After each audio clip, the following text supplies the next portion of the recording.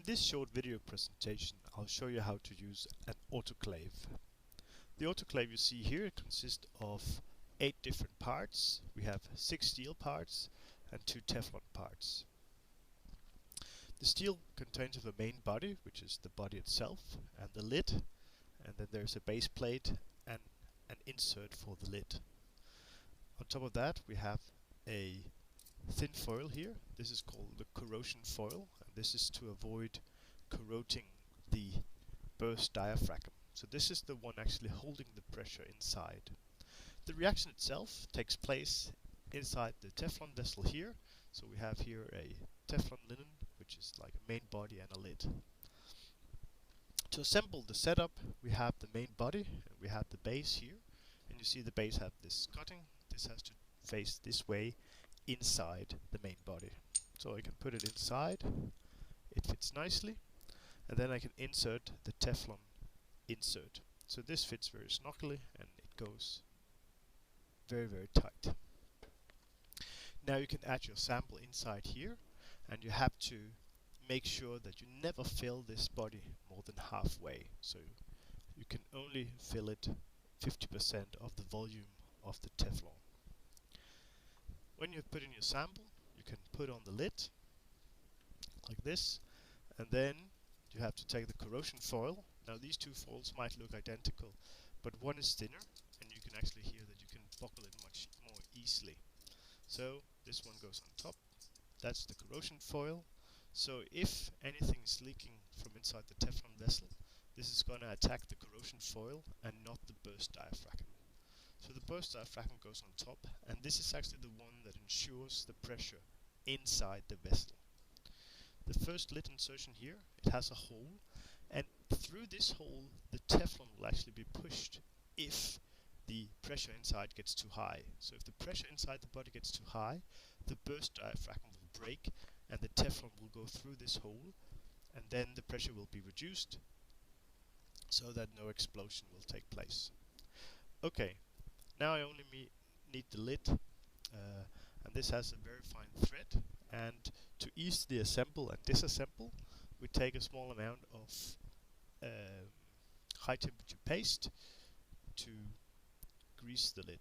So I just need a very small amount, and I just basically need to grease the initial part of the lid here, so that once I start to screw these things together, it will actually grease the whole thread.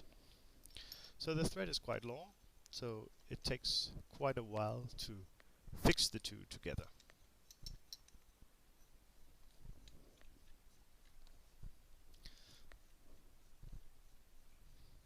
So you can't tighten it completely just by your hands, but you can make it quite tight.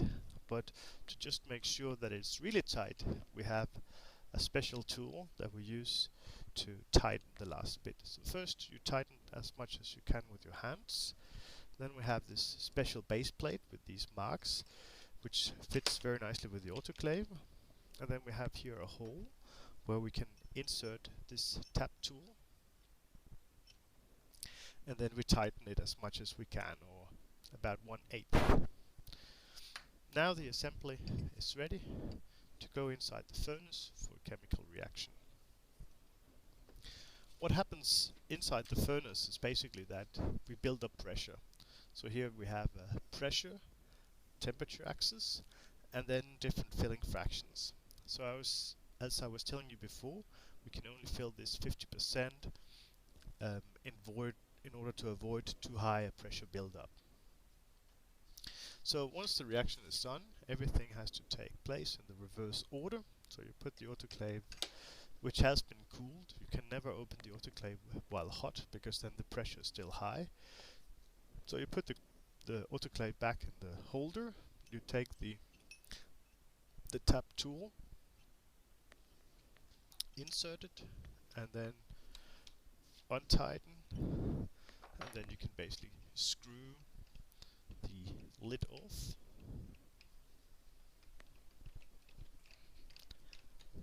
And in this way you can access the sample inside.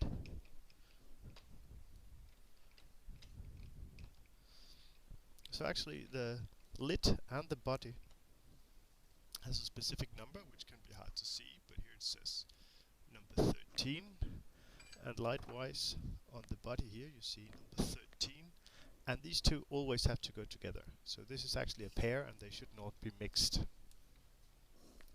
Now that I've taken the lid off, I can take this insert out, and then by pushing my finger at the bottom I can remove the burst diaphragm and the corrosion foil, check that they are fine, that they are intact.